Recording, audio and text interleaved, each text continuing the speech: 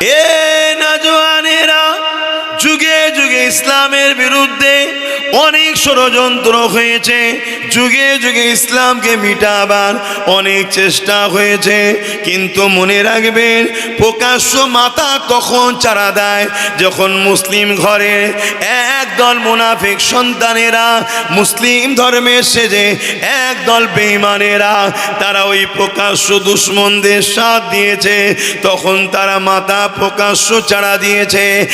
আজকেও প্রকাশ্য এরা মাথা চারা দিচ্ছে।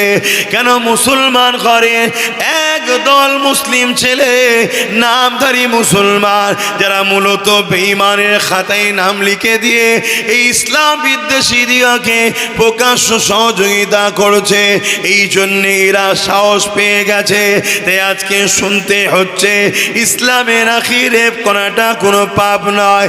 এ যুবকেরা, ইসলামে কেউ যদি রেপ করে তার জন্যে শাস্তি হলো অর্ধেক গলা পর্যন্ত পুঁতে দিয়ে তাকে পাথর মেরে মেরে মেরে মেরে তাকে হত্যা করে দিতে হবে।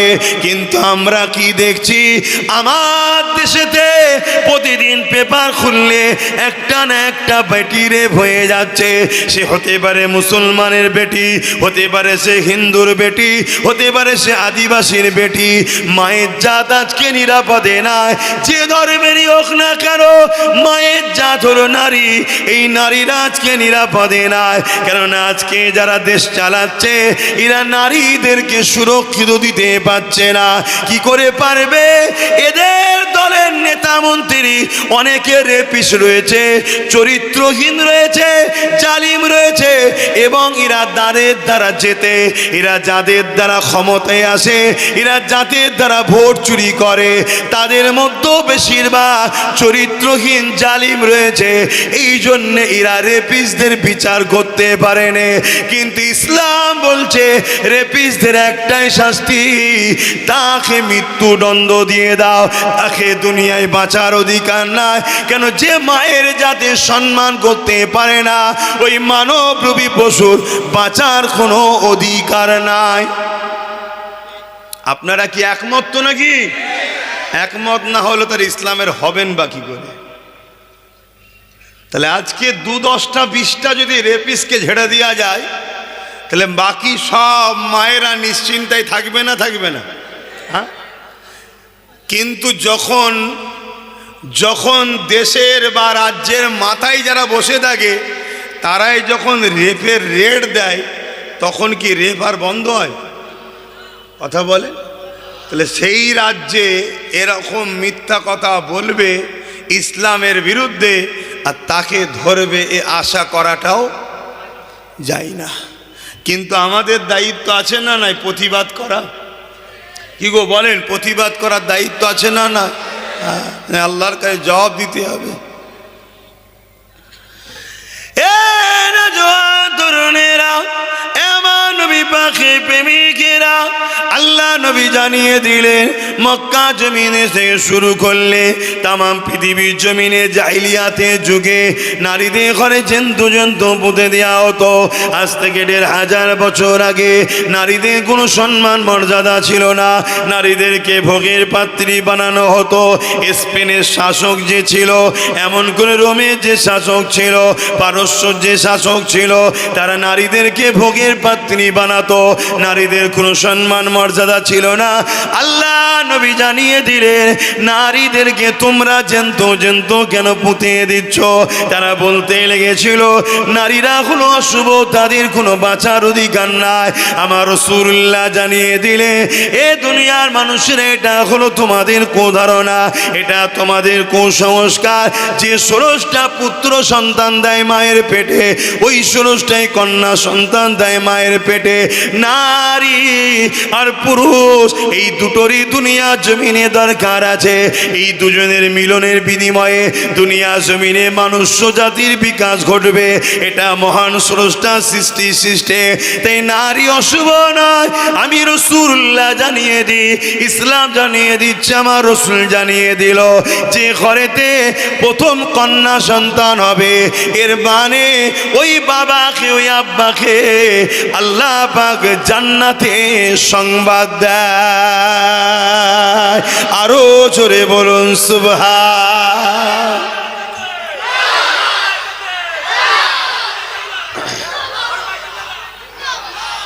আজ ভেবে দেখুন 1450 বছর আগে আমার নবী নারীদের মর্যাদার কথা শিখিয়েছে। 1450 বছর পর কাশীপুরে ঈদগাহ উপলক্ষ করে মাহফিলে বসে এতগুলো পুরুষ নারীর মাকামের কথা শুনে খুশিতে সুবহানাল্লাহ বলছে। জোরে বলুন সুবহান। কেন? নারী হলো মায়ের জাত। নারীকে মায়ের জাত। আমার ঘরে যে মাটা আছে ওটা একটা নারী, আপনার ঘরে যে মাগুলো আছে ওগুলো নারী।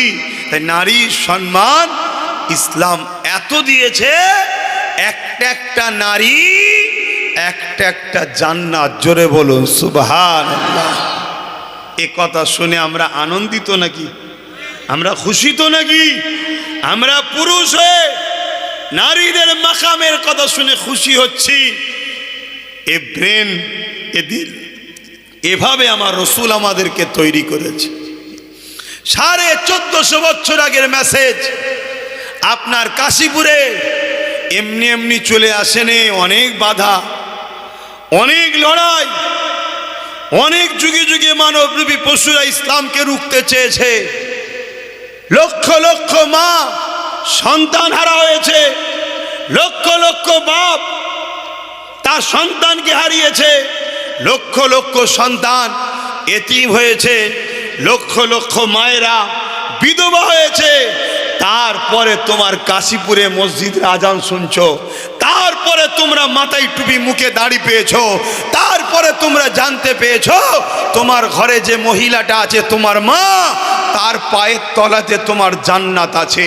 ওনাকে যদি খুশি করতে পারো তবে জান্নাত, আর না হয় তুমি মসজিদে গিয়ে কপাল ঘষরে ঘষরেও জাহান্নামে যেতে হবে তোমার বাড়ির মা যদি তোমার উপরে নারাজ থাকে। এর নাম ইসলাম। তবে হ্যাঁ, এখানে একটা কথা বলে দিই, মা যদি আল্লাহ ও রসুলের বিরুদ্ধে কোনো কথা বলে, যা বাবা চুরি কর, মানা যাবে না। যা বাবা ওকে মার, অত্যাচার কর, লুটে লিয়ায়, শোনা যাবে না। শুনছেন তো নাকি? ইসলাম বিরোধী কথা হলে হবে না। ইসলামের বিরুদ্ধে যদি মা কথা বলে তাহলে কি করবেন? ঝগড়া করবেন না? ঝগড়াও করা যাবে না, তার থেকে পাশ কাটিয়ে যেতে হবে। মা ওটা আমি মানতে পারছি না, কেন? ওটা আল্লাহ ও রসুলের কথার বিরুদ্ধে। কিন্তু তার সাথে বিয়াদবিও করা যাবে না। হযরতে আবু হুরায়রা রাদিয়াল্লাহু তাআলা আনহু নাম শুনেছেন? একটু আওয়াজ দেন, নাম শুনেছেন? হ্যাঁ, উনি আমার রসুল পাক সাল্লাল্লাহু আলাইহি সাল্লামের দরবারে আসলেন। এসে আমার নবীর আখলাক, কথাবার্তা দেখে আমার নবীর ওপরে মুগ্ধ হয়ে ইমানের কালেমা পড়ে মুসলমান হয়ে গেছে। জোরে বলুন সুবহানাল্লাহ। মা কিন্তু তখনও কলমা পড়েনি। মা লাত, উজ্জা, হবল ইত্যাদি ইত্যাদি তৎকালীন সময় যে মানুষ তৈরি করেছিল নকল খোদা, তার উপাসনা করত, তাই কলেমা পড়ে নিয়েছে। আবু হুরায়রা হুজুর আমার রসুলের দরবারে আসা যাওয়া করে। একদিন মা জিজ্ঞেস করেছে, বাবা তুই কোথায় যাস? আমার নবী বলেছে মিথ্যা কথা বলবে না। তাই আবু হুরায়রা চিন্তা করছে, রসুল তো বলেছে মিথ্যা কথা বলা ইসলামে নিষেধ। ইসলাম মিথ্যা কথা বলা কি নিষেধ? আমরা এটা মানি? মিথ্যা কথা বলেন না? তাহলে ভাবুন, আমরা মরিচিত এই জায়গাতে। খবরদার মিথ্যা কথা বলবেন না। তবে একটা জায়গায় একটু ছাড় আছে, বলবো? একটা জায়গায় একটু ছাড় আছে। বিবি যদি খুশি হয় এক্ষেত্রে একটু ছাড় আছে। 200 টাকার শাড়ি যদি 2000 টাকার লেবেল লাগিয়ে যাও, বিবি খুশি হবে না? হবে না? হ্যাঁ, এই যে সংসারে মিল মহব্বত স্বামী স্ত্রীর গভীর হবে, এই জায়গায় একটু ছাড় আছে। কথা বুঝে আসছে তো? হ্যাঁ, আবার যেন সবসময় ঠকাতে যে উনি পরিবারকে। কেন? আমার মায়েদের খারাপ নিলে হবে না। কোয়ালিটি দেখে না, দাম দেখে। কত দাম রে, কত দাম, কিছু গেলেই কি বলবে দাম কত, আরে কোয়ালিটিটা দেখেন না, না দাম কত। অনেকে আছে স্টিকার তুলে দেয়, যেটার দাম 2000 সেইটাই 500 টাকার স্টিকার মেরে দেয়, আর এই যেটার দাম 500 টাকা সেটাই 2000-এর স্টিকার মেরে দেয়, আর যেটা 2000 দাম সেটাই 500 টাকার স্টিকার মেরে দেয়। দিয়ে দুটো সামনে দাও, ঠিক দামটা দেখে দেখবে 2000-এরটাই নেবে। শুনছেন না শোনেননি? দোকানে আসার সময় আবার স্টিকার চেঞ্জ করে দেয়। লাও, যাকে এটা খুশি আনন্দের জন্য বললাম। মনে রাখবে ইসলাম বলছে দুটো জায়গায় টাকা খরচ করলে সব থেকে বেশি নেকি। নাম্বার 1 কি? মসজিদ, মাদ্রাসা। নাম্বার 1 হলো বাপ মার পিছনে কেউ যদি অর্থ খরচ করে, এটা সব থেকে নেকির কাজ। জোরে বলুন সুবহানাল্লাহ। নাম্বার 2 হলো নিজের স্ত্রী ও সন্তানদের পিছনে কেউ যদি অর্থ খরচ করে, এটা আল্লাহর কাছে বড় প্রিয়। এর নেকি আল্লাহ অন্য জায়গায় দান খরচের থেকে বেশি দেয়। জোরে বলুন সুবহানাল্লাহ। আমরা বাজারে সব জায়গায় টাকা খরচ করি নাম কামাবার জন্যে, আর পরিবার শখ করলে দিতে চাই না। এটা অন্যায়, এটা জুলুম, এটা উচিত নয়। অন্য 10 জায়গায় দিচ্ছেন, নেকির জন্য দেন। স্ত্রীর পিছনে খরচ করলে আরো বেশি নেকি হয়। জোরে বলুন সুবহানাল্লাহ। আসেন, ইসলাম নারীদেরকে কি সম্মান দিয়েছে। আল্লাহ নবী দরবারে একটা ব্যক্তি চলে আসলো, ইয়া রাসূলুল্লাহ, হাবিবাল্লাহ, ইসলামের সব থেকে আমার উপরে কার হক বেশি? আল্লাহ নবী বললেন তোমার মায়ের, তারপরে কার তোমার মায়ের, তারপরে কার তোমার মায়ের, তারপরে কার তোমার বাপের। এ যুবকেরা, তরুণেরা, বাপেরা, আল্লাহ নবী মায়ের জাত নারীদের হক 3 গুণ দিয়েছে, পুরুষের তারপরে দিয়েছে।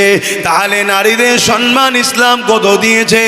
এ যুবকেরা, তরুণেরা, আল্লাহ নবী আরো জানিয়ে দিলে, কোন বাপের যদি 1, 2, 3টে পর পর 3টে কন্যা সন্তান হয়, ওই বাপ যদি 3টে কন্যা সন্তানকে লালন পালন করে বিবাহটা দিয়ে দিতে পারে, ওই 3 কন্যার বাবা আর আমি রাসূলুল্লাহ, আল্লাহ নবী 2টো আঙুলকে তুলে দেখিয়েছে, যেমন পাশাপাশি রয়েছে এই 3 কন্যার বাবা আর আমি রাসূলুল্লাহ আল্লাহর জান্নাতে পাশাপাশি থাকিব।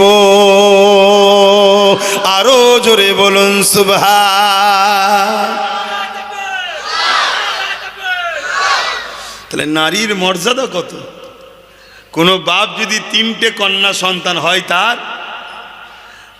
আর ওই 3টে কন্যাকে বাপ ভালোবেসে আদর করে লালন পালন করে পড়াশোনা করিয়ে বড় করে তার যদি বিবাহ দিয়ে দিতে পারে, আল্লাহর রসুল বলছে পাশাপাশি আমার সাথে জান্নাতে থাকবে। বললেন না সুবহানাল্লাহ? তাহলে সেই নারীকে ইসলাম কখনো অপমান অপদস্থ করতে পারে না। আর যে নারীকে অপমান অপদস্থ করে, আর সে ইসলামের মধ্যে থাকতেও পারে না। অতএব বাপ, কিন্তু আমার মায়ের জাতেদের বলবো, নিজের সন্তানদের ঘরে 3টে শিক্ষা অবশ্যই দেবেন। আল্লাহ রসুল বলেছেন প্রত্যেকটা মা বাপের দায়িত্ব সন্তানকে 3টে শিক্ষা দেওয়া। নাম্বার 1 নবীর প্রেম, নাম্বার 2 আহলে রসুলদের প্রেম, নাম্বার 3 কোরআনের শিক্ষা। এই 3 শিক্ষা দেওয়ার পর আপনি আপনার বাচ্চাকে জিনার লাইনে পড়ান, ডাক্তার বানান, উকিল বানান, ডিএম বানান, আইএস বানান, আইপিএস বানান, পুলিশ বানান, জজ বানান, নেতা বানান, যা খুশি বানান। এই 3 শিক্ষা যদি থাকে, আপনার ছেলে কখনো জালিম হবে না, চরিত্রহীন হবে না, ঘুষখোর হবে না, কখনো জালিম হতে পারে না। কেন? যার দিলে রসুলের মোহাব্বত থাকে, তার মধ্যে ঈমান আছে। ঈমানদার কখনো জালিম হতে পারে না, আর জালিম কখনো ঈমানদার হতে পারে না। এটা মাথার মধ্যে ঢুকে লাও।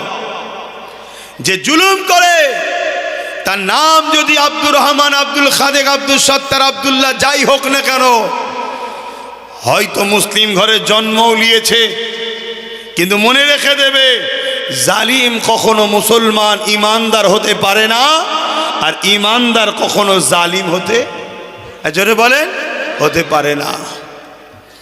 ইসলাম জুলুমকে মিটাবার নাম, ইসলাম জুলুম মিটাবার নাম, জুলুম করার নাম ইসলাম নয়।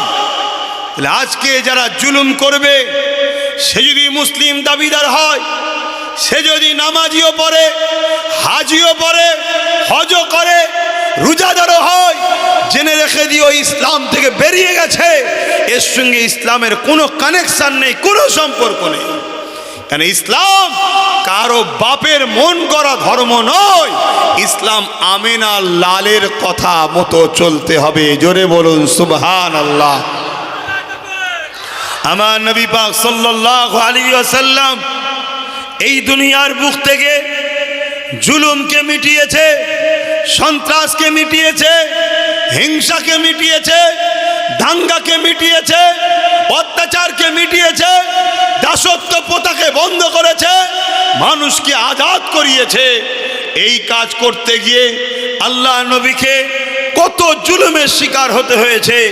এমনও দিন গেছে আল্লাহ নবী পাহাড়ে মাসকে মাস পাহাড়ে থাকতে হয়েছে, সোশ্যাল বয়কট করেছে আমার নবীকে, পাহাড়ে চলে গেছে, ওখানে গিয়ে গাছের পাতা ফল মূল খেয়ে জীবন লালন পালন করে, আর রাত্রিরে গোপনে গোপনে এসে মানুষকে ইনসাফের কথা শিখায়, ন্যায়ের কথা শিখায়, মানবতার কথা শিখায়, জুলুমের বিরুদ্ধে থাকার কথা বলে।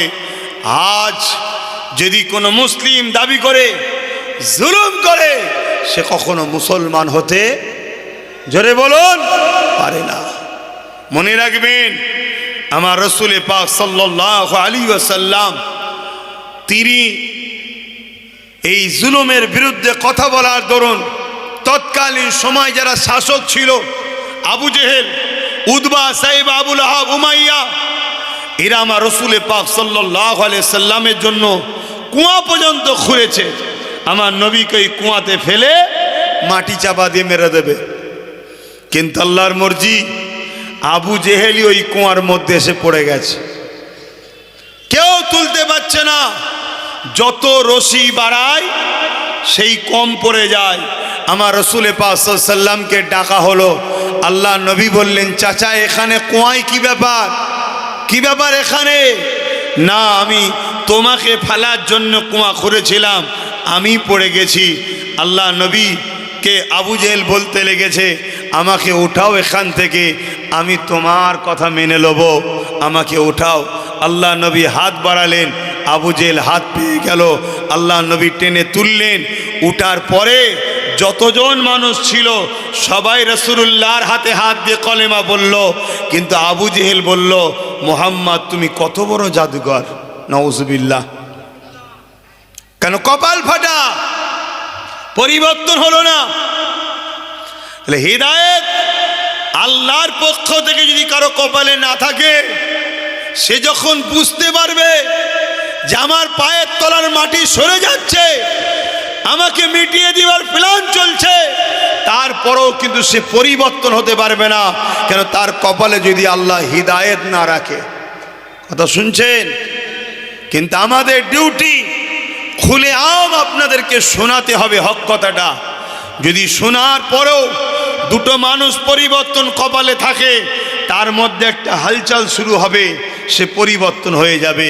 আর যদি কপালে পরিবর্তন না থাকে, হাজারো পূজালো পরিবর্তন হবে না। কিন্তু এটা আমাদের ডিউটি, আমাদের মানুষকে বোঝানো দরকার।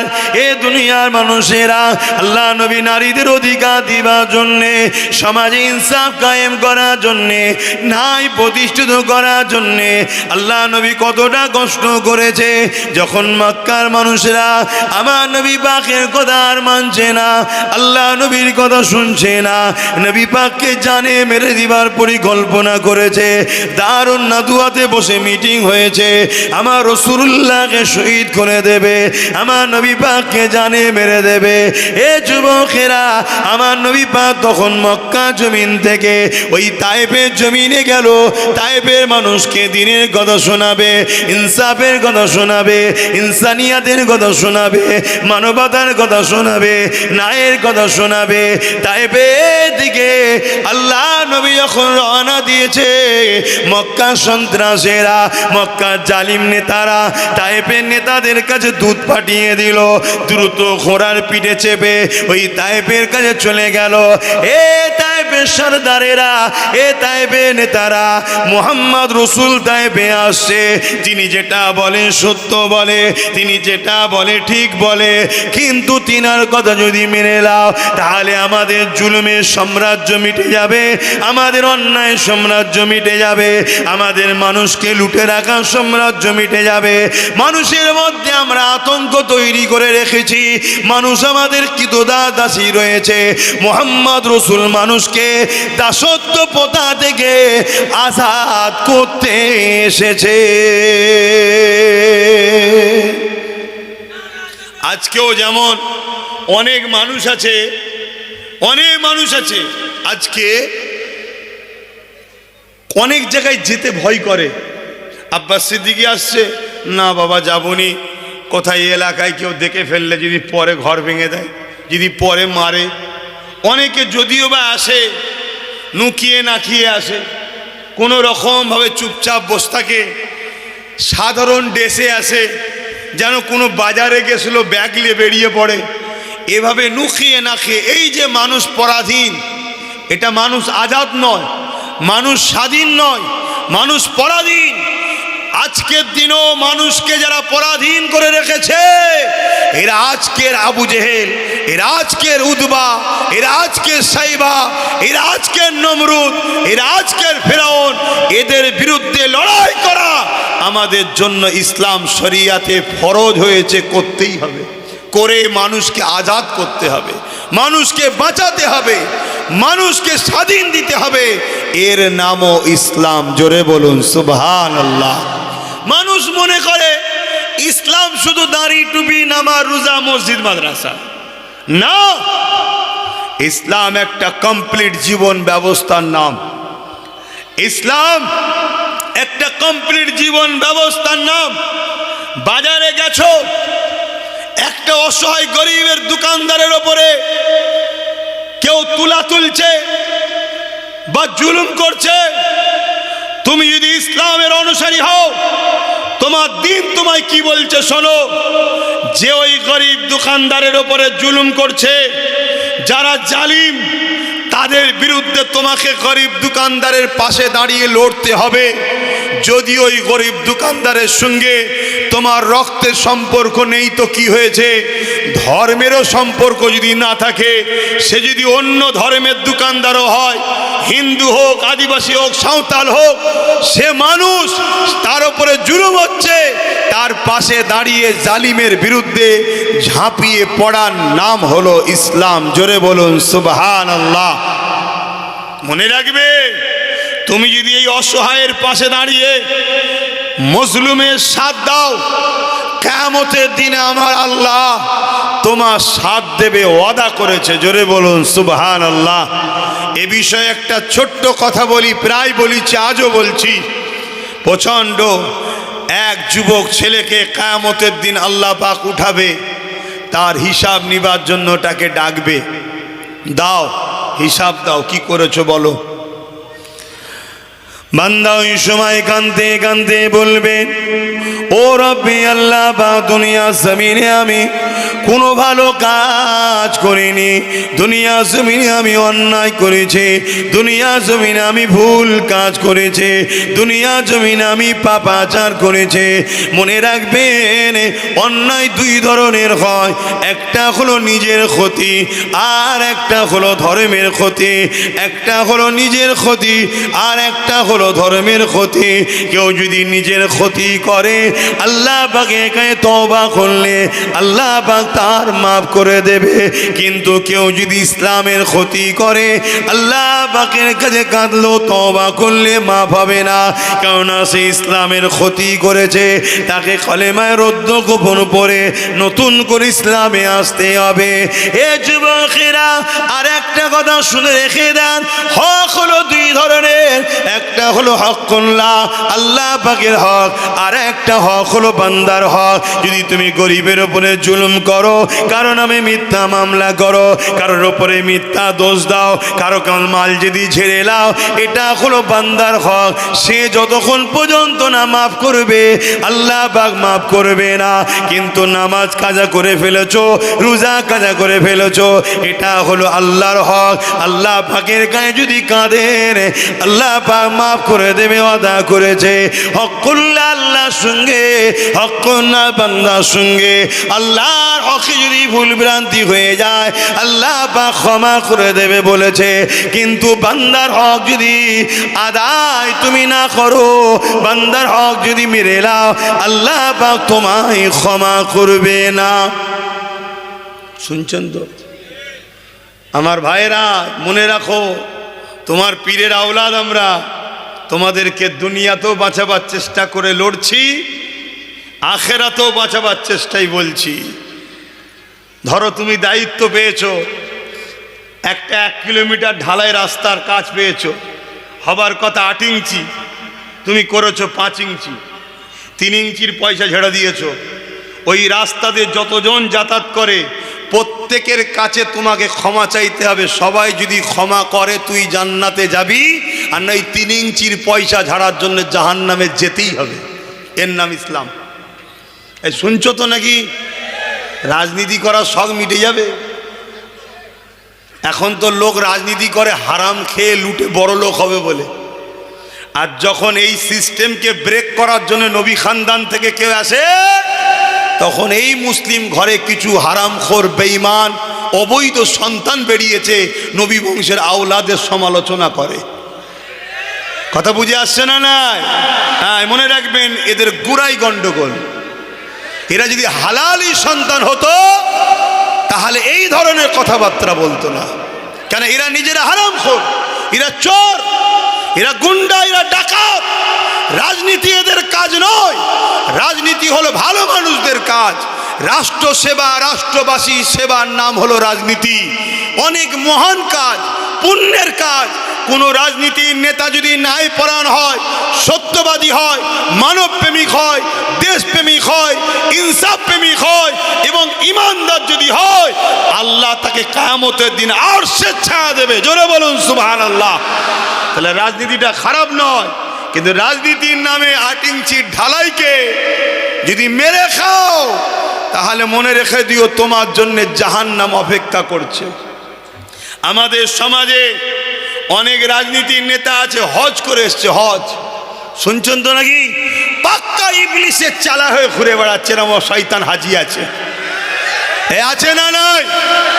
এতিমের মাল খায়, বিধবার মাল খায়, তেরপল চুরি থেকে শুরু করে, চাল চুরি থেকে শুরু করে, এ হারামখোর কোনো কিচ্ছু বাদ দেয় নে। অথচ এদের জন্য ইসলামকে কলঙ্কিত হতে হচ্ছে। এদের জন্য মানুষ ইসলামকে দেখায়, এদের জন্য মানুষ ইসলামের বিরুদ্ধে কলম চালায়। কিন্তু ওই সকল মানুষ জানে না এ হাজি তো কি হয়েছে, এ হাজি জাহান্নামে যাবে যদি এ গরিবের উপরে জুলুম করে থাকে। এর নাম ইসলাম। ইসলাম কাউকে ছাড় দেয়নি। ইসলাম একটা রুলসের নাম, নীতির নাম, পথের নাম, রাস্তার নাম। এই পথের বাইরে গেলে সে যেই হোক তার ছাড় নাই। শুনছেন তো? কিন্তু একটা সাধারণ মানুষ ভুল করা আর একটা নামাজি, মুসল্লি, হাজি, পীর, পীরজাদা ভুল করা এক নাকি ভাই? লোক আঙুল তো এই দিকে দেখাবে, এই দেখ কত বড় মুখে দাঁড়িয়ে রেখে মাথায় টুপি দিয়ে হজ করেছে, দেখ হারামখোর ঘুরছে। তাহলে কোথায় গেল? হজকে টানছে। এ কথা বুঝে আসছে না? নাই? অতএব বাপ আপনাদেরকে বলবো, ইসলামকে মানুন, ইসলাম অনুযায়ী জিন্দেগি গড়ুন, ইসলাম অনুযায়ী চলুন। একটা হক নাস আর একটা কি হকুল্লাহ, আল্লাহর হক, বান্দার হক। যদিও হজ না করে আল্লাহর কাছে যদি কাঁদাকাঁদি করে তওবা করে, আল্লাহ বলেছে আমার হক আমি মাফ করে দেবো। জোরে বলুন সুবহানাল্লাহ। কিন্তু কোন গরিব মানুষ, নিরীহ মানুষ, অসহায় মানুষ তার ঘরের ছেলেকে মিথ্যা কেস দিয়েছে, শুনছেন? এরকম হয় না, হয় না? আর কেস হলে তো প্রশাসন বন্ধুদের নিরুপায়, শুনছেন না শোনেন না? তাদেরকে ধরতে হবে, না ধরলে আবার ওপর থেকে চাপ আসবে। কি গো, হাবলদার হওয়ার শখ গেছে, ব্যাস তারাও নিরুপায়। তো এই যে মিথ্যা কেস দিল, এটা হলো হক্কুন নাস। যতক্ষণ পর্যন্ত না ওই ছেলেটা যার নামে কেস হলো ওর দোষী নয়, ও যদি মাফ না করে, তুমি যেই হও, তোমার যদি সেজদায় পড়ে কপালে কালো দাগও করে ফেলো, আল্লাহর রসুল বলছে তোমায় জাহান্নামে যেতে হবে, মাপ নাই। শুনছেন তো ভাই? তাহলে তোমাদের ঘরেও বলে যাচ্ছি, শুধু আজ শুনলে হবে না, তোমরাও যদি কারোর উপরে জুলুম করো যে আমরা ভাইজানের সাথে আছি, না না, আল্লাহর দ্বীনের বিরুদ্ধে গেলে তোমাদেরকেও আল্লাহ ছাড়বে না। আমার কথা শুনছো? এটা মনে রেখে দিও। তবে এটাও বলে যাচ্ছি, মজলুমের পাশে দাঁড়িয়ে জালিমের বিরুদ্ধে লড়াই যদি করো, আর এই লড়াই করতে গিয়ে তুমি যদি কেউ মারা যাও, আল্লাহ তোমার জীবনের গুনাহ মাফ করে জান্নাত দেবে। জোরে বলুন সুবহানাল্লাহ, আরো জোরে বলো সুবহানাল্লাহ। কেন? তুমি আল্লাহর সৃষ্টিকে বাঁচাবার জন্য লড়াই করেছো। এ বিষয়ে ছোট্ট একটা কথা বলে যাচ্ছি। প্রচণ্ড গরমের সময় এক পশুকে গাছতলাতে সকাল সকাল বেঁধেছে তার মনিব, দুনিয়ার মালিক বেঁধেছে। আর সূর্য ঘোরার সাথে সাথে রোদটাও ঘুরেছে, ওই পশুর গায়ে রোদ পড়ছে। আর এমনভাবে বেঁধেছে যে পশুটা ওর ছায়ার দিকে যেতে পারছে না, রোদে দাঁড়িয়ে আছে প্রচণ্ড গরমে। এই রোদের তাপেতে পশুটা জিভটা বাহির হয়ে গেছে, গরম তাপে হাঁপাচ্ছে। একটা যুবক ছেলে হেঁটে হেঁটে যাচ্ছিল, যাকে আল্লাহ দেখে জিজ্ঞেস করছে, বান্দা তোর আমল নামা দেখা। আর সে বলছে, আল্লাহ ভালো কাজ কিছু করিনি, শুধু পাপই করেছি। আল্লাহ আপনি আমাকে গোপনে জাহান্নামে দিয়ে দিন। সে নিজে থেকে চাইছে আমাকে গোপনে জাহান্নামে দেন। কেন? ভালো কাজ করিনি তো, সবার সামনে অপমান করবেন না। কিন্তু এই খাতা দেখতে দেখতে দেখা যাচ্ছে তার আমল নামাতে এই ইবাদতটা রয়েছে, যেটা দেখে আল্লাহ বড় খুশি হয়ে যায়। জোরে বলুন সুবহানাল্লাহ। আল্লাহ বা বলবে, বান্দারে তোর একটা আমল দেখেছি যাতে আমার বড় পছন্দ হয়েছে, আমি বড় রাজি হয়ে গেছি। ওরে আমার বান্দারে, তুই কোথায় যেতে চাস বল? বান্দা বলবেন, আল্লাহ আপনি যদি দয়া করেন আমি জান্নাতে যেতে পারি। আল্লাহ বা বলবে, বান্দারে যা, তোর গুনাহকে আমি চেপে দিলাম। কেন? আমি তোর মালিক, খোদ মালিক আল্লাহ, আমি তোর গুনাহকে রুখিয়ে দিলাম, চেপে দিলাম। যা বান্দা, আমি আল্লাহ তোকে আমার দয়ার বিনিময়ে জান্নাতি বানিয়ে দিলাম। এ নওজওয়ানেরা, আল্লাহ নবী সাহাবাদেরকে জিজ্ঞাসা করে, ওই বান্দা নেক আমল ছিল এটা, ওই প্রচন্ড রোদের পশুটাকে দেখে ময়া হয়েছে। আরে আল্লাহ সৃষ্টিটা রোদে রয়েছে, কত গরমে কষ্ট হচ্ছে, তাকে নিয়ে যে ছায়াতে বেঁধে দিয়েছে, ছায়াতে বেঁধে দিয়ে তাকে পানি পান করিয়েছে। এই কাজটা দেখে আল্লাহ পাকের বড় খুশি হয়েছে। তুই আমার দিয়া রহমত নিয়ে যদি আমার একটা অবালা পশু সৃষ্টির উপরে দয়া দেখা, বান্দারে আমি আল্লাহ দয়ার মালিক, আমি কেন তোর উপরে দয়া দেখাবো না? ওরে আমার বান্দা যা, আমি আল্লাহ তোকে দয়ার বিনিময়ে জান্নাতি বানিয়ে দিলাম।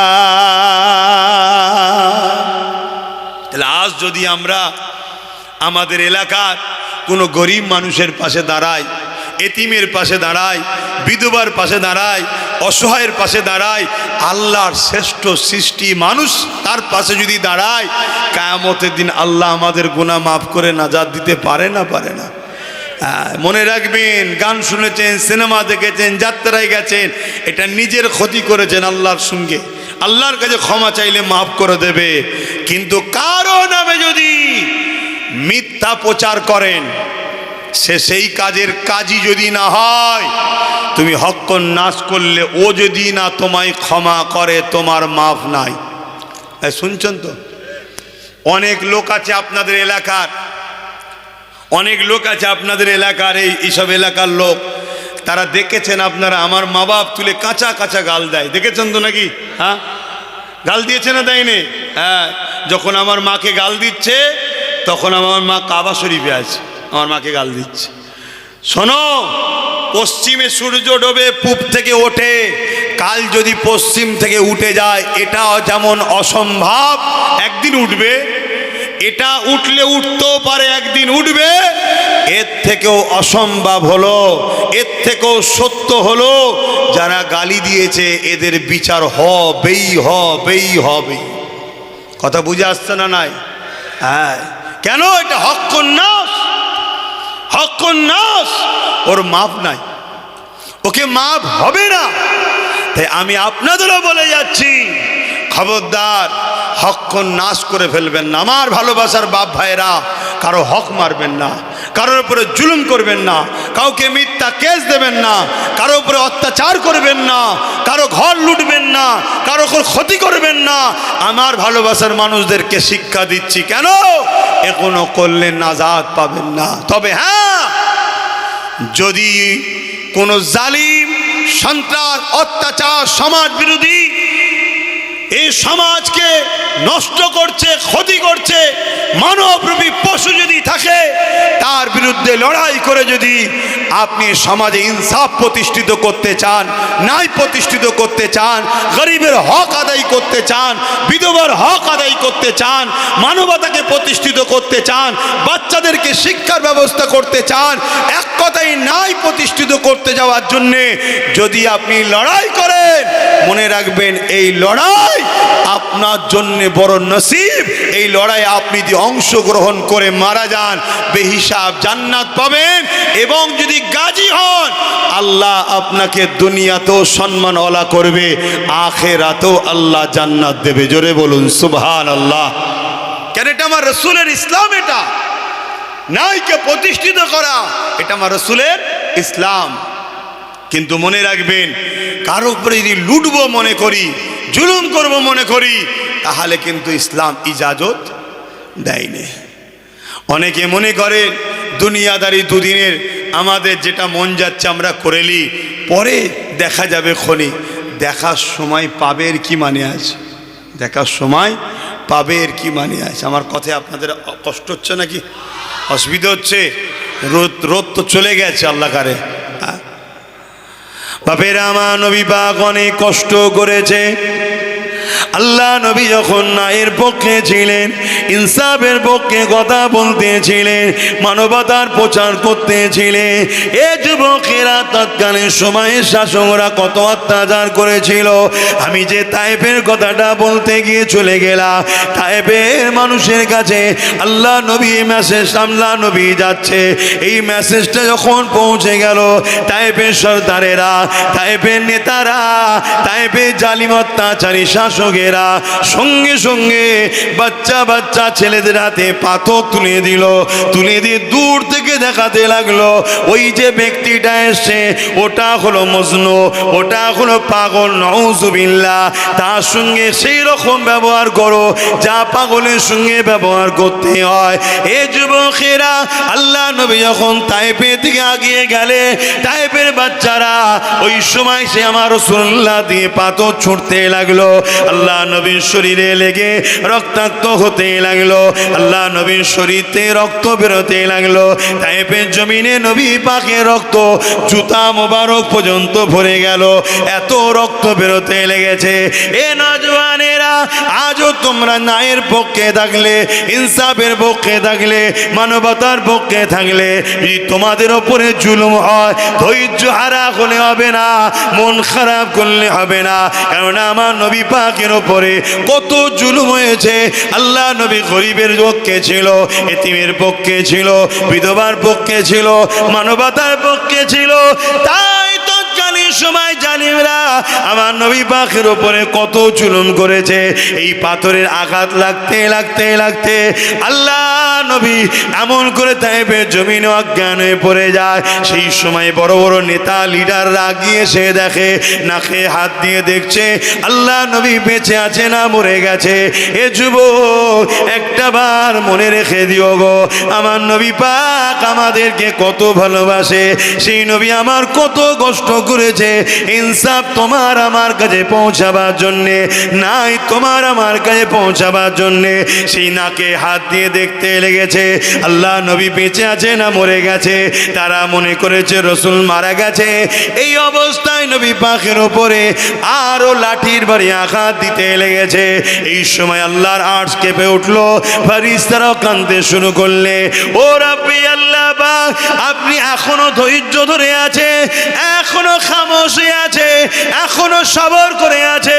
আল্লাহ আপনার হাবিবের উপরে কি জুলুম হচ্ছে, আল্লাহ আপনার হাবিবের উপরে কি অত্যাচার হচ্ছে। আল্লাহ আমার আল্লাহ পাক বলে দিলে, এ ফেরেশতারে তোমরা কি চাইছো?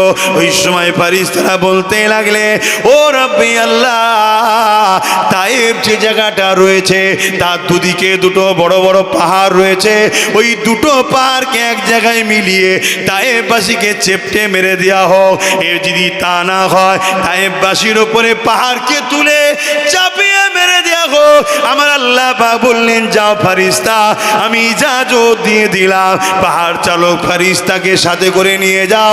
যদি আমার ইজাজত রইল তাদেরকে পাহাড় চাপিয়ে মারতে পারো, বা দুটো পাহাড়কে এক জায়গায় করে পিষে মারতে পারো, আমার ইজাজত আমার পক্ষ থেকে রইল।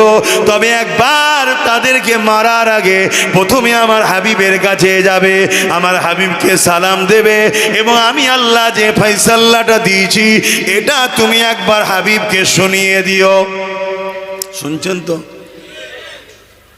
ধৈর্য হারা হলে হবে না।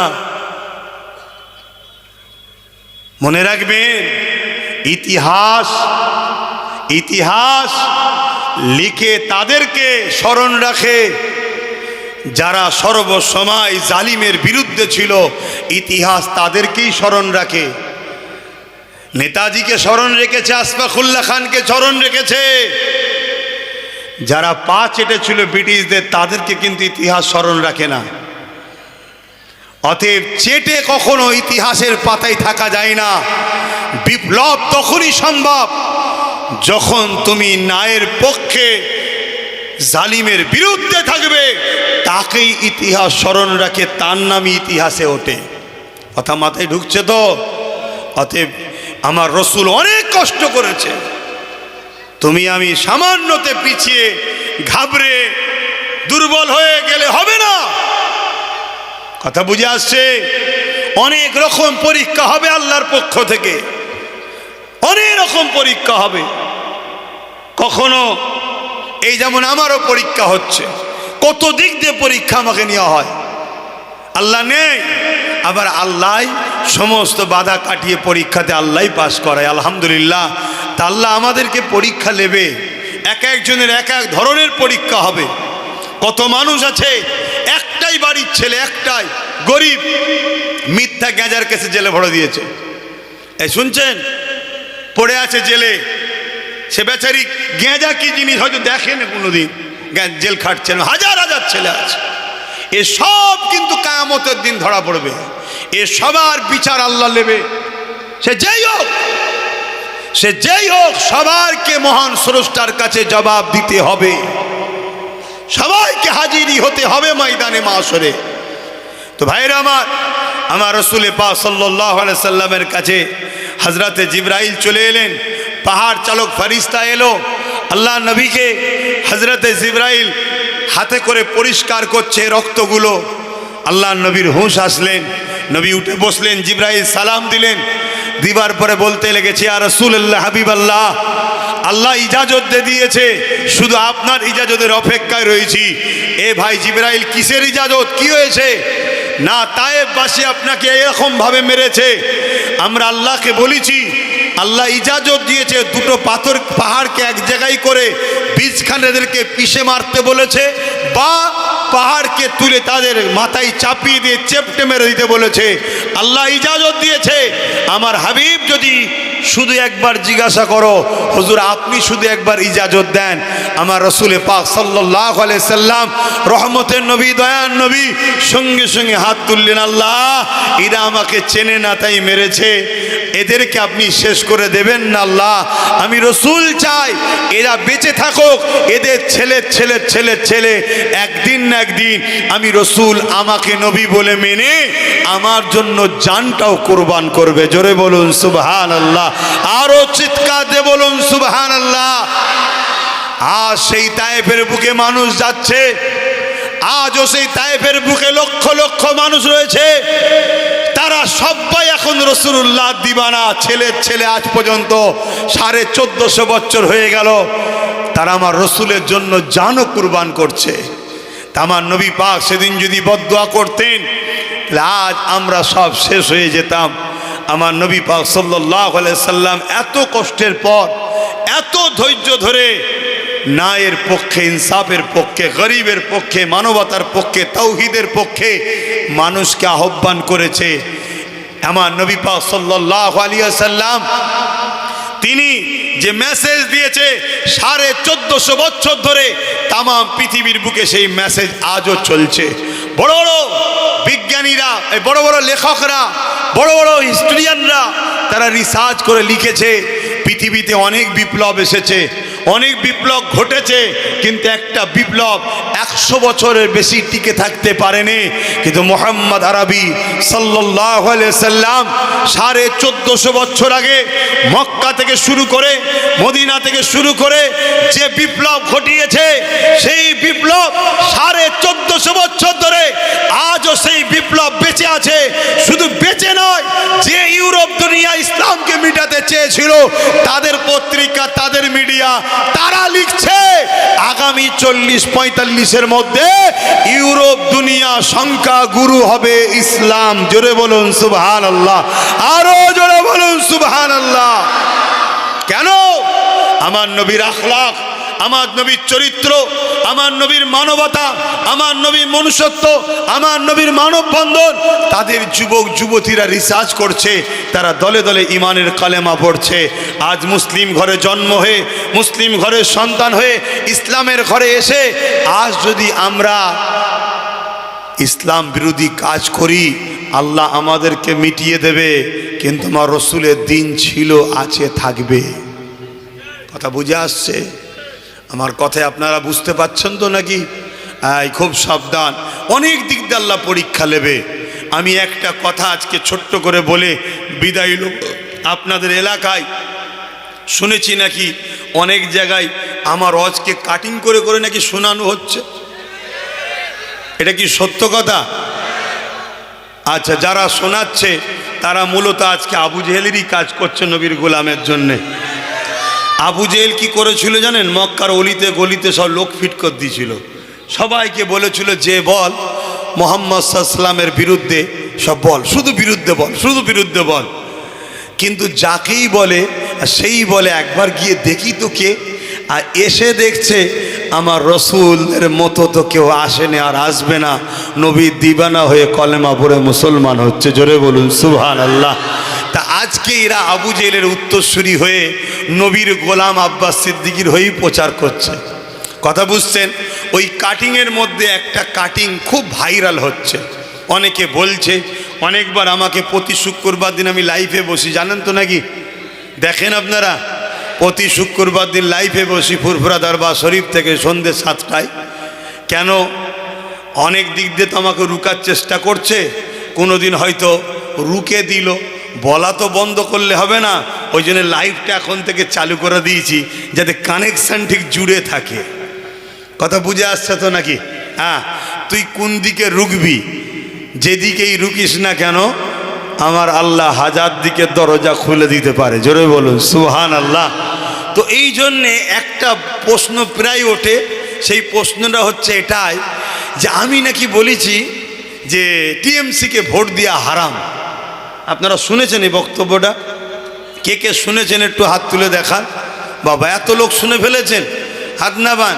তো শুনে আমাকে খুব গালিগালাজি করেছেন তো নাকি? গাল দেননি কেন? অ্যাকচুয়ালি ঠিক এটা কাটিং করা জিনিস, হ্যাঁ এটা কাটিং করা জিনিস। এভাবে ঠিক আমি বলিনি, এর আগেও কিছু কথা আছে, পরেও কিছু কথা আছে। আপনাদের কি শোনার ইচ্ছা আছে পুরোটা? কারা শুনতে চান একটু হাত তুলে দেখান, হাত লম্বা করে তোলেন। সবাই শুনতে চাইছেন তো? হাত না বান। তো যাই হোক, তাহলে আমার বলা উচিত সবাই যখন শুনতে চাইছে, কিন্তু আমার ঘাড়ে একটা দায়িত্বও রয়েছে, কথা বুঝে আসছে। সেই দায়িত্ব হলো এটাই, এখানে একটা ঈদগাহ হবে। কোথায়? রাস্তার ওপাশে একটা ঈদগাহ হবে। তা আপনারা এসেছেন, ঈদগাহ হওয়া দরকার আছে তো নাকি? কি দরকার আছে তো? আজকে কেন্দ্র সরকার ওয়াকাফ কালা কানুন করে মসজিদ, মাদ্রাসা, কবরস্থান, ঈদগাহ, খানকা সব লুটে নিতে চাইছে, তাই তো নাকি? হ্যাঁ, লুটে নিতে চাইছে। তাহলে সেই জায়গায় আমাদেরকে তো আরো বেশি করে বানাতে হবে, আরো বেশি করে বানাতে হবে। তাহলে ঈদগাহ আমরা তৈরি করব। এর জন্য আমার ভাইরা একটু বলেছে, আমি বেশি নয়, এখান থেকে 10টা মানুষের জন্য আশা করছি। 10টা মানুষ আছে এই মাহফিলে যে নাম লিখাবে, 5000 করে টাকা দিতে পারবে ঈদগাহর জন্য। 10টা মানুষ, কে কে হাত তোলে দেখি, উঠে দাঁড়ান। পারবেন? এই ওর ফটো তুলছিস কেন?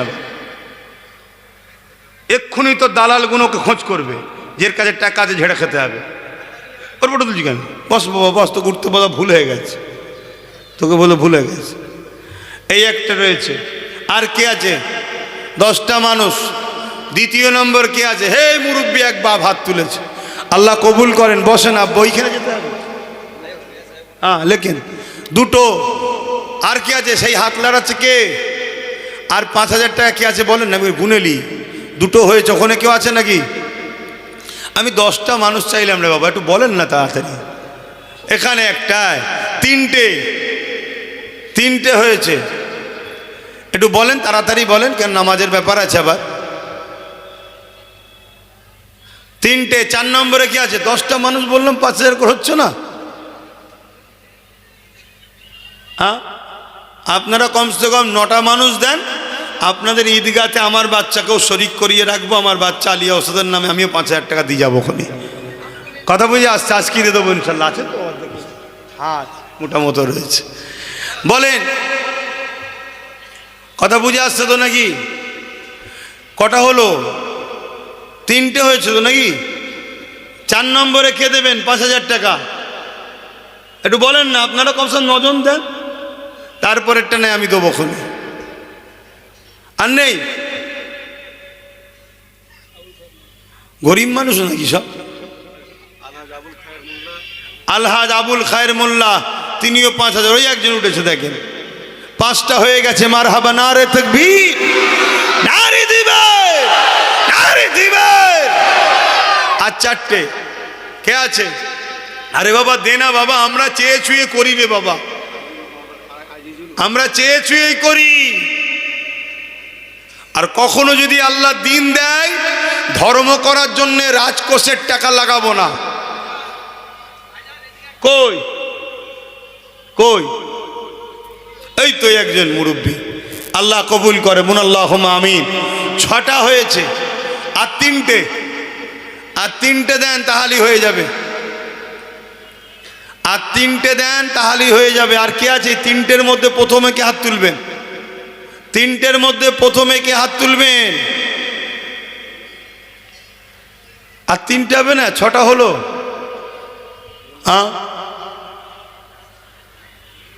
বলেন বলেন তাড়াতাড়ি বলেন। এসব চাঁদা তোলা জলসালি না। কই? এই তোমার আমার এক মুরব্বী আব্বা 5000 দেবে, সেখানে উঠেছিল একজন, তাই তো নাকি? কমিটির ছেলে কোনো সব, হ্যাঁ ওখানে 2 জন রয়েছে দেখেন পাশে পাশে। তাহলে 8টা হয়ে গেছে। আর 2টো, এই একটা তো আমি দেবো। আর একটা শেষ আল্লাহর বান্দা কে আছে? এই শেষ আল্লাহর বান্দা একটা কে আছে যে 5000 টাকা দেবো? জলদি করে হাত তোলেন, নারে তাকবীর, নারে দিবে। ওই এক মুরব্বী আব্বা 5000 টাকা দেবে।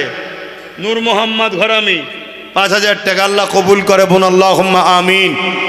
যাক, আইজুল ঘরামি 5,000, আলহাজ এনাথ হাজি 5,000, আর একটা গোপন দান 5,000। এই 10টা ছাড়া এগুলো রয়েছে, আল্লাহ কবুল করেন। আর একটা গোপন দান আছে 20,000 টাকা, আল্লাহ কবুল করে বোন, আল্লাহুম্মা আমিন। বলেন আর কে আছে? ও আর কথা বলার সময় হবে না এসব, এই জন্যে সমস্যা। নওসাদটার জন্য আমি বিশাল ফাঁসা ফেঁসে গেছি ভাই, কথা বুঝে আসছে। এক তো ভাঙরে প্রচুর জলসা যায়, আমি নিতে পারিনি। কেন নিতে পারিনি? আমি ভাই একটু রাগী লোক, আমি ওসব কারো ধার ধরি না, কথা বুঝে আসছে। কে নেতা, কে ক্যাতা, কে সিএম, কে পিএম, ওসব কারো ধার ধরিনি আমি, কথা বুঝে আসছে। এবারে আমার মনে এখানে এলে ভেবে ভেবে কথা বলতে হয়, কথা বুঝে আসছে। না হয় দেখা যাবে এবার ওকে কে ধরাধরি করবে, কথা বুঝে আসছে। এ সমস্যা হয়ে গেছে। তো না হয় আমি ঠোঁটকাটা লোক ভাই, তবে যেটাই বলি আল্লাহ রসুলের পক্ষে বলি, কথা বুঝে আসছে তো না? হ্যাঁ, যেটাই বলি আল্লাহ রসুলের পক্ষে বলি। অনেক দিন থেকে তো আমার পিছনে অনেকে লেগে আছে, আজ পর্যন্ত কেউ পেরেছে আমার সামনে এসে ডিবেটে বসতে? যদি আমি ভুল বলে থাকি, কেউ পেরেছে? কিছুদিন আগে কাউকে একটা লকআপ দিয়েছিলাম, তার পক্ষে অনেক দালাল মৌলী সাহেব বেরিয়েছিল, দেখেছেন না? তো কোনো মৌলী সাহেব পেয়েছিল ডাইরেক্ট আমার সঙ্গে ডিবেটে বসতে, যে চলো তোমার সঙ্গে চ্যালেঞ্জ করছি, তুমি কোরআন হাদিসের বিরুদ্ধে কথা বলছো। এই বুঝ শুনছেন? আল্লাহ শকর আসেনি। কেন? আমি যাকে তাকে বলিনি, আমি যে যেটার লোক তাকে সেটাই বলি, কথা বুঝে আসছে? কেন? আল্লাহর কোরআন যাকে ঘোষণা দিয়েছে তার বিষয়ে তোমাকে বলতেই হবে, সমাজকে তো শিখাতে হবে। আমার ভক্ত মুরিদ অনুসারী, ভালোবাসার দাদা হুজুরের ভক্ত মুরিদ অনুসারীদের তো জানাতে হবে। তো যাই হোক, একটা গোপন দান 30,000 টাকা। বলেন তাঁতি, বলেন। 5,000 করে আরো 12 জন, আল্লাহ কবুল করে বোন, আল্লাহুম্মা আমিন। আচ্ছা, ছেলেদের ঘরে একটু ভেতরে পাঠাচ্ছি, যার যা খুশি একটু নগদ দিয়ে দেন, যার যা খুশি। অত তোলার সময় নেই, নামাজ পড়তে হবে, কথা বুঝে আসছে? দেন, যার যা দিয়ে দেন। আর একটুখানি ওই কথাটা একটু বলে দিয়ে যায়, যখন তুলিচ্ছে একটু বলে দিই নাকি, না অন্য দিন হবে? কেন আজকে আর সময় হবে, নামাজ পড়তে হবে, তাড়াহুড়ো করে বললে আবার বুঝতে না পারলে আর এক বিপদ হয়ে যাবে। হ্যাঁ, তাড়াতাড়ি যাও, লোক কই? এই মুরব্বী কি বলছে দেখো, দাও তাড়াতাড়ি দাও। দরুদ শরীফ আল্লাহুম্মা সাল্লি আলা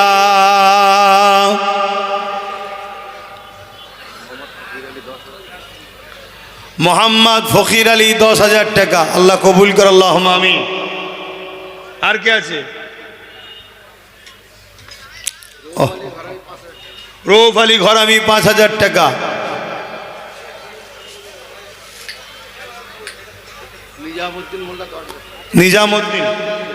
নিজামুদ্দিন 10,000 টাকা। শরীফুল ইসলাম 10,000 টাকা।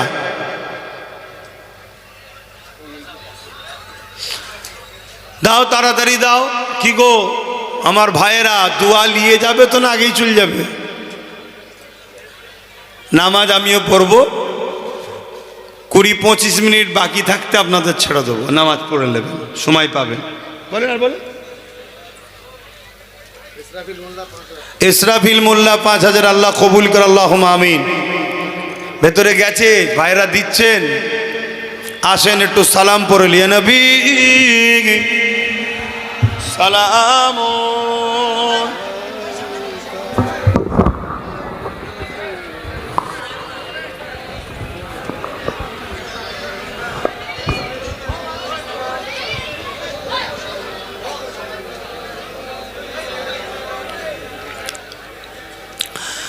ভাইরা আমার, আমরা দাঁড়িয়ে সালাম দিই, শুনছেন? আমরা দাঁড়িয়ে সালাম দিই, কিন্তু কেউ যদি বসে সালাম দেয় তার বিরুদ্ধে আমাদের কোনো ফতোয়া নাই। কিন্তু আমাদের দাঁড়ানোর কেউ যদি বিরোধী করে তাহলে তার বিরুদ্ধে শরিয়াতের ফতোয়া আছে। এটা প্রেমের ব্যাপার, আদবের ব্যাপার, ভক্তির ব্যাপার, আসুন আমরা সকলে সালাম দেব। আর একটা ছোট্ট কথা এই দাঁড়িয়ে দাঁড়িয়েই জিজ্ঞেস করছি, বলবো? বড় ভাই হিসাবে জিজ্ঞেস করছি, আমার ছোট ভাই নওশাদ আপনাদের জিতিয়েছিলেন, সে আপনাদের সঙ্গে খারাপ ব্যবহার করে না তো? হাত তুলে বলুন, খারাপ ব্যবহার করে না তো? যদি কোনো রকম খারাপ ব্যবহার করে থাকে আমাকে বলবেন। কথা বুঝে আসছে? প্রতি শুক্রবার দিন থাকি, জানেন তো নাকি? প্রতি শুক্রবার দিন থাকি, দরবার শরীফে যাবেন, বলবেন। কেন? বড় ভাই হিসাবে দায়িত্ব তার ছোট ভাই যদি ভুল করে তাকে শিক্ষা দেওয়া। তবে মনে রাখবেন, নবী বংশের আওলাদ, জবানার মোজাদ্দেদের খুন, এটুকু আশা রাখা যায় চোর চিটিংবাজ গাদ্দার ধোকাবাজ হবে না। কথা বুঝে আসছে? এইটুকু আশা করা যায়। তারপরেও দোয়া করতে লাগে, আল্লাহ ওকে দুনিয়া আখেরাতের কামিয়াবি দেন। মানব প্রেমিক নাই প্রেমিক সর্বধর্মের গরিব মানুষের সুখে দুঃখের সাথ দিবার জন্য আল্লাহ ওকে যেন রাজ ক্ষমতার আরও উঁচু মাকাম দান করে। বলুন আল্লাহুম্মা আমিন। আপনারা আমাকে সন্তানের মতো, ভাইয়ের মতো ভালোবাসেন? হাত তুলে সাক্ষী দেন। ভালোবাসেন? আমি আপনাদেরকে বলবো, একটা কথা ভাবাবো। সেই কথা হচ্ছে এটাই, এই সমাজে এত সবাই রয়েছে, কারো বিরুদ্ধে কেউ লাগে না, সবাই মিলে নওশাদ পিছনে লেগে আছে, কারণটা কি? এটা একটু ভাববেন। ওখানে পূর্ব মেদিনীপুরে শুভেন্দু অধিকারী দিন রাত সাম্প্রদায়িক কথা বলছে, দিন রাত জিহাদি বলছে। মমতাকে তো বলছে জিহাদিদের খালা, জিহাদিদের ফুপু, কি না বলছে, বলছে না বলে নে? তার বিধানসভাতে একের অধিক থানা করেছে, তার বিরুদ্ধে এত লাগে। এক কথা বলেন, এক কথা বলে। কিছু কিছু মুসলিম ঘরে জন্ম লিয়া মুনাফেক মুসলমান, তারা এমনও তো বলে নোংরা নোংরা কথা, কিন্তু ওই সকলের বিরুদ্ধে, ওই সকল জালিমদের বিরুদ্ধে কথা বলে? বলে না। ভাবুন, এর ভাবার পিছনে কারণটা আছে, ওটা আপনারা ভাববেন। কেন? আমি আব্বাস সিদ্দিকী, আমি এমনি এমনি একটা রাজনীতির দল খুলে দিয়ে নওশাদকে দায়িত্ব দিইনি। কি দরকার আছে আমার? কি করার দরকার ছিল? হ্যাঁ, অনেক কিছু চিন্তা করেছি, আল্লাহ বুঝিয়েছেন, আল্লাহর জানিয়েছেন। বেশি কথা খুলে বলছি না, অনেক কিছু বুঝেছি, সব কথা বলা যাবেও না। আগামী দিন যে কি ভয়ানক দিন আসছে গরিবদের ওপরে। কাদের ওপরে? গরিব। মুসলমান মার খাবে দুটো কারণে, এক মুসলমান হওয়ার জন্য আর এক গরিব হওয়ার জন্যে। আর মনে রেখে দিও, হিন্দু হোক, আদিবাসী হোক, সাঁওতাল হোক, এসসি হোক, এসটি হোক, ওবিসি হোক, মতুয়া হোক, গরিব হওয়ার জন্যে তারাও বিপদে আছে। অতএব অনেক কিছু বুঝে আমি তো এই লাইনে রয়েছি, এজন্যে নওশাদকে বুঝিয়ে বলেছিলাম, দেখ তুই ওই দিকটা যা। দেখ, আল্লাহর মর্জি, সে আমার কথা শুনে রাজি হয়েছিল। আপনারা তাকে সাথ দিয়েছিলেন, আল্লাহর দয়াতে সে জিতেছে। কথা বুঝ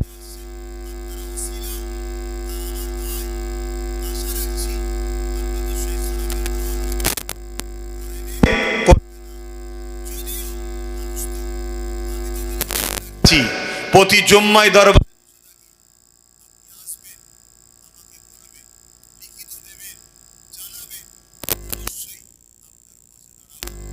এটা আমার মানবতা।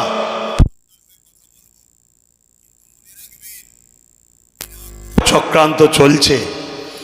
স্পেনের ইতিহাস আপনারা জানবেন, কিভাবে স্পেনে 800 বছরের রাজত্ব করা মুসলমান থাকার পরও পুরো স্পেন থেকে মুসলমানকে নিশ্চিহ্ন করে দিয়েছে। এই ইতিহাস পড়বেন, কিন্তু সময় আর নাই। আমি বড় ভাই হিসাবে ছোট ভাইয়ের একটু খোঁজ নিলাম। আপনারা কেউ বেজার হলেন? বাকি কে বেজার হচ্ছে ওটা তো জেনে লাভ নেই। আমার ভালোবাসার মানুষের সাথে আমার কথা বলার অধিকার আছে না নাই? যে আমার ভালোবাসার নয় সে তো আমার ভালো কাজেও খারাপ বলবে, ঠিক না? তার নিয়ে তো আমার ভেবেও লাভ নাই। তো আসুন সকলে উচ্চ আওয়াজে জবান খুলে দরুদ সালাম পাঠ করিয়া নবী সালাম ইয়া রাসূল ইয়া হাবিব সালাম সালাবাতুল্লাহ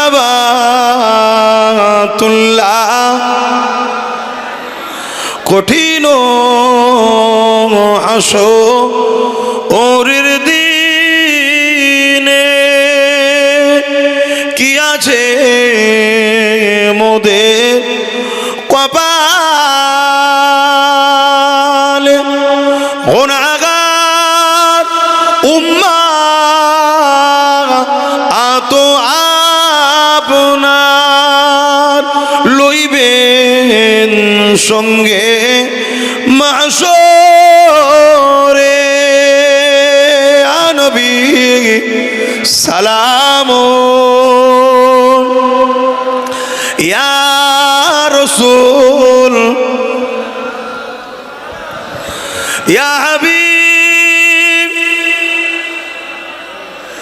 সালাবাতুল্লাহ।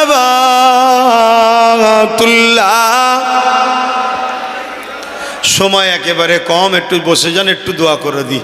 সকলে বসে। এসব জলসা এই জন্য লিয়া খুব সমস্যা। চাঁদা তোলার জলসা আমায় লিয়ে আসবেন না। আল্লাহ শেফা দান করে। ভাই আমার, আমি দুঃখিত, আমি আর বলতে পারলাম না ওই কথাটা। কখনো আশপাশে আসলে বলবো, এবং আপনাদের ঘরে বলবো। লাইফে বা অনেক জায়গাতে আমার পুরো বক্তব্য দিয়ে আছে, আপনারা শুনে নেবেন, তাহলে উত্তরটা পেয়ে যাবেন। কিন্তু একটা কথা বলবো, আমার ধর্ম আমার কাছে, অন্য অন্য ধর্মের ভাইদের ধর্ম তাদের কাছে, তাই তো নাকি? আমাদের ধর্মের যেমন ঈদুল আজহাতে আমরা কোরবানি দিই, পশু জবাই করি, এটা আমার ধর্মের নিয়ম, তাই তো নাকি? তো এই পশুর কোরবানির পশু সিন্নি বা তাবারুক আমি কি অন্য ধর্মের মানুষকে খাওয়াতে পারবো? খাওয়ালে তার ধর্মের বাবা বেগে আঘাত দেওয়া হবে না? হবে না? হবে, উচিত নয়। কিন্তু আমি দুঃখের সাথে বলছি, আমাদের রাজ্য সরকার মুসলমানদের ঘরে বড় প্ল্যান করে প্রসাদ খাইয়ে মুশরিক কাফের বানাবার প্ল্যান করেছে। আপনারা জানেন তো নাকি? তাহলে এটা ন্যায় করেছে না অন্যায় করেছে? রসুল বলছেন অন্যায় দেখলে হাত দিয়ে রোখো, হাতে যদি ক্ষমতা না থাকে মুখ দিয়ে প্রতিবাদ করো, নয় অন্তর থেকে ঘৃণা করো। অন্যায়কে যে সাথ দেয় সে ইসলাম থেকে বেরিয়ে যায়। এ কথা শুনছেন তো? মনে রাখবেন, একটা চক্রান্ত চলছে আমাদেরকে ইসলাম থেকে বার করে দিবার। রাজনীতির নেতাদের উচিত মানুষের রুজি রুটি, কাজ কারবার, শিক্ষা, চাকরি বাকরি নিয়ে ভাবা, তা না করে সেখানে ধর্মস্থান তৈরি করছে। তারপরেও চলো তর্কে যাচ্ছি না, আমাদেরও ট্যাক্সের টাকা রয়েছে, মুসলমানের টাকায় ধর্মস্থান তৈরি করে সেখানে তারা ধর্ম করবে কি করবে না সে তাদের ধর্মের বিষয়। আমি তারপরেও ইখতিলাফে যাচ্ছি না, তর্কে যাচ্ছি না। কিন্তু আমার ধর্মে যেটা হারাম, অবৈধ, নিষেধ, সেই জিনিস আপনি রেশনের মধ্যে খাইয়ে আমাদেরকে মুশরিক কাফের বানাতে চাইছেন। এ বিষয়ে কোনো আলেম ওলামা প্রতিবাদ করেছে? কিন্তু আমার বিরুদ্ধে মুখ খোলার লোক অনেক আছে। তাহলে ভাবতে হবে এরা ভাড়াটিয়া কাজ করছে, এরা ভাড়াটিয়া কাজ করছে। আর এই জন্যে বলবো, এই সকল যারা করে বেড়ায় এদের থেকে সতর্ক সাবধান থাকুন। একজন ইমানদার হিসাবে, একজন দ্বীনের প্রচারক হিসাবে আপনাদের কাছে কথাগুলো বলেছি। এটা কোনো জনসভা নয়, এটা কোনো পার্টির সভা না, এটা ধর্মসভায় কমের মানুষকে বাঁচাবার স্বার্থে গুটি কতক কথা বলেছি। কথা বুঝে আসছে? তবে আমি একটা প্রোগ্রাম করব ভাঙরে। কেন একটা বিষয় ভাঙরে আমাকে নিয়ে খুব চর্চা হচ্ছে। কথা বুঝে আসছে? একটা কথা নিয়ে আমি কোনো একটা জিনিস করব বলেছিলাম, সেটা নিয়ে খুব গুলোচ্ছে, তাই তো নাকি? আমার তো একটা, যারা গুলোচ্ছে তাদের হাজারটা দেখাবো খনি। কথা বুঝে আসছে? কিন্তু হাজারটা দেখিয়ে আমি এটা বলবো না যে আমি কেন করিনি, ওটা বলবো না, কিন্তু আমি কত জুলুমের শিকার হয়েছি সেটা আপনাদেরকে জানাবো। কথা বুঝে আসছে? তা সেই জন্যে একটা ভাঙরে বিরাট বড় একটা প্রোগ্রাম আমি করব। এখন তো রোজ দুটো তিনটে করে মাহফিল, আমি নিঃশ্বাস ফেলার টাইম পাচ্ছি না। খাবার টাইম পাচ্ছি নি, ঘুমোবার টাইম পাচ্ছি নি, কথা বুঝে আসছে, এত ছুটোছুটি করতে হচ্ছে। তাহলে সেই জায়গায় আমার সময় যখন আসবে আমি আপনাদের কাছে একটা এলান করব, ভাঙরে একটা ডাকবো, খবর পেলে সেখানে একটু যাবেন তো নাকি? একটু বলুন যাবেন তো? আমি চাই ভাঙরের প্রত্যেকটা বাপ, প্রত্যেকটা ভাই, প্রত্যেকটা মা, প্রত্যেকটা বোন যেন ওখানে সেদিন যায়, এবং যারা আমার সমালোচনা করছে সেদিন যেন ঘরের বসে সবার নজরটা ক্যামেরার সামনেই থাকুক। কথা বুঝে আসছে না? নাই সেই দিন একটা আলোচনা হবে, সেই দিন আমি সব কথা বলবো। এখন আজকে যা কিছু বললাম, কেউ কষ্ট পেলেন মনে, দুঃখ পেলেন মনে? আসেন আমরা সবাই দাদা পীরের আওলাদ, আমার রসুলের পাক সাল্লাল্লাহু আলাইহি ওয়াসাল্লামের দিনের উম্মত, আমার রসুলের উম্মত। এখন ছোট করে দোয়া চাইব, আল্লাহুম্মা আমিন। আল্লাহ এই মাহফিলকে কবুল করলেন, আল্লাহ যে যা আশালি হাত তুলেছে কবুল করেন, এবং ঈদগাহর জন্য যে যেভাবে দান করেছে কবুল করেন। আল্লাহ আমাদের প্রত্যেকের রুচিতে কারবার ব্যবসা বাণিজ্যে বরকত দেন, কিসমত বড় করুন, দুনিয়া আখেরাতে শান্তি দেন, দিদারে কাবা দিদারে মদিনা শরীফ যাওয়ার তৌফিক দেন। আয় আল্লাহ আমাদের সকলের বিমারকে শেফা করুন, আল্লাহ সমস্ত বুরাই খারাপ রাস্তা থেকে আমাদেরকে দূরে রাখেন। আল্লাহ আমার দিন ইসলামের অনুসারী তামাম বিশ্বের মুমিন মুমিনা নরনারীদের জান মাল ইমান ইজ্জত হিফাজত করুন আল্লাহ। আয় আল্লাহ আমার দেশের মুমিন মুসলমান নরনারীদের জান মাল হিফাজত করুন। আয় আল্লাহ আমার দেশের হিন্দু, দলিত, আদিবাসী, সাঁওতাল, বাগদি, খ্রিস্টান, মতুয়া, শিখ, পাঞ্জাবি সবার জানমাল হেফাজত করুন। সবাইকে পরিবার বাচ্চাদের ভালো রাখেন, সবাইকে মানববন্ধনে মিলেমিশে রাখেন। সবাই তো আমার বাপ আদম মা হওয়া সন্তান, সবাইকে মিলেমিশে রাখেন। বিশেষ করে আল্লাহ এই এসআইয়ের আতঙ্কে কোনো মানুষের উপরে জুলুম যেন না হয়, আল্লাহ আপনি হেফাজত করবেন, জালিমদেরকে আপনি ধ্বংস করবেন, আমার দেশ ও রাজ্যকে জালিমদের হাত থেকে হেফাজত করবেন। আয় আল্লাহ যে যা আশালি হাত তুলেছে কবুল করেন। আয় আল্লাহ আমার দেশের সেনাবাহিনী, আমার দেশের বিএসএফ বাহিনী, আমার দেশের পুলিশ বাহিনী, আমার রাজ্যেরও পুলিশ বাহিনী সবাইকে সুস্থ রাখেন, ভালো রাখেন, তাদের পরিবার বাচ্চাদের হাসি খুশিতে রাখেন, তাদেরকে ইনসাফের সঙ্গে কাজ করার তৌফিক দেন। আয় আল্লাহ জুলুম অত্যাচারকে খতম করেন আল্লাহ। আয় আল্লাহ হিংসা রাহাজানিকে আল্লাহ খতম করেন আল্লাহ। এখানে বহু ছেলে আছে যারা মিথ্যাভাবে নির্দোষ জেল খেটেছে, তাদের জীবনের গুনাহ খাতা আপনি মাফ করে দেন, এবং এদেরকে যারা নির্দোষ অবস্থায় জেল খাটিয়েছে আয় আল্লাহ তাদের বিচার আপনি করবেন আল্লাহ, তাদের বিচার আপনি করবেন। আয় আল্লাহ জালিমদেরকে ধ্বংস করেন, মানবতা প্রেমিক মানুষদেরকে কামিয়াবি করেন। আমার ছোট ভাই নওশাদকে আল্লাহ রাজ ক্ষমতা দান করবেন। ভাঙরের মানুষ তার পাশে দাঁড়িয়েছে, আল্লাহ কখনো যদি নওশাদকে আপনি পাওয়ারে বসান মালিক, আল্লাহ ভাঙরকে তো সবাই আল্লাহ অবহেলা করেছে, আল্লাহ ভাঙর যেন পশ্চিম বাংলার সেরা একটা বিধানসভা যেন নওশাদ করতে পারে। যদি কখনো তাকে পাওয়ার দেন আল্লাহ সেই মন মানসিকতা তার মধ্যে রাখবেন, সে যেন করতে পারে আল্লাহ। আল্লাহ তৌফিক দেবেন আল্লাহ। এই ভাঙরকে সবাই ব্যবহার করেছে, এই ভাঙরের ওপরে খাল হয়েছে, এই ভাঙরে কি না করেছে, আবার এই ভাঙরে এয়ারপোর্টের নামে জমি নিয়ে মানুষকে উচ্ছেদ করার প্ল্যান চলছে। আল্লাহ এই ভাঙরের মানুষ যেন উচ্ছেদ না হয়ে যায়, আল্লাহ এই ভাঙরের মানুষের জানমাল হেফাজত করবেন, এই ভাঙরের মানুষের বসতি থেকে হেফাজত করবেন। যারা ভাঙরের মানুষকে উচ্ছেদ করতে চাইবে আল্লাহ তুমি তাকে দুনিয়া থেকে তুলে লিও আল্লাহ, আল্লাহ তুমি তাকে দুনিয়া থেকে তুলে লিও আল্লাহ। ভাঙরের মানুষ আমার দাদা হুজুরকে খুব মহব্বত করে, আল্লাহ ভাঙরের মানুষকে হেফাজত করেন। পাশাপাশি আল্লাহ ক্যানিংয়ের মানুষরাও দোয়া চায়, ভাইজান আপনি আমাদের জন্য দোয়া করবেন। এই জালিম জাহান্নামের কুকুরের হাত থেকে যেন আল্লাহ আমাদেরকে বাঁচায়। আল্লাহ ক্যানিংয়ের মানুষকেও আপনি বাঁচান, আল্লাহ ক্যানিংয়ের মানুষকে আপনি হেফাজত করেন। আল্লাহ ওই জাহান্নামের কুকুরের বিচার করেন আল্লাহ, আল্লাহ কুকুরকে ধ্বংস করে দেন আল্লাহ। আল্লাহ তুমি মানুষ করে পাঠিয়েছিলে, কিন্তু তুমি তো বলেছো কান থাকতে কালা, হাত থাকতে কি বলে সেই ন্যায় কাজ করে না, পা থাকতে সঠিক পথে চলে না, তারাই তো উলাইকা বালহুম আদাল, চতুষ্পদ জন্তুর থেকে নিকৃষ্ট। আল্লাহ ওই জালিম অত্যাচারীর হাত থেকে ক্যানিংয়ের মানুষকে বাঁচান আল্লাহ। হায় আল্লাহ টোটাল বাংলার মানুষকে ন্যায় পরায়ণ করেন। সত্যের দিকে মিলেমিশে থাকার তৌফিক দেন। আমার দেশের ওপর আপনি রহমত দেন, দেশের সার্বভৌমত্বকে নিরাপদে রাখেন। আমার দেশকে যারা খারাপ নজরে তাকাচ্ছে, দেশের ভেতরে ও বাইরে যারা গাদ্দার আছে, তার হাত থেকে দেশকে হেফাজত করেন। দেশের জঙ্গি অত্যাচার যে হামলা হচ্ছে, আল্লাহ সেই জঙ্গি হামলা থেকে দেশকে হেফাজত করেন। আয় আল্লাহ, আমার দেশের মধ্যে যারা বসে আছে তাদের মধ্যেও অনেকে গাদ্দার আছে, সেই গাদ্দারের হাত থেকে আপনি দেশকে হেফাজত করেন। আমিন আমিন আমিন। নামাজের জন্য দোয়া ছোট করছি, আল্লাহ প্রত্যেক মনে আশাকে কবুল করে। লা ইলাহা ইল্লাল্লাহু মুহাম্মাদুর রাসূলুল্লাহ সাল্লাল্লাহু আলাইহি ওয়াসাল্লাম। আসসালামু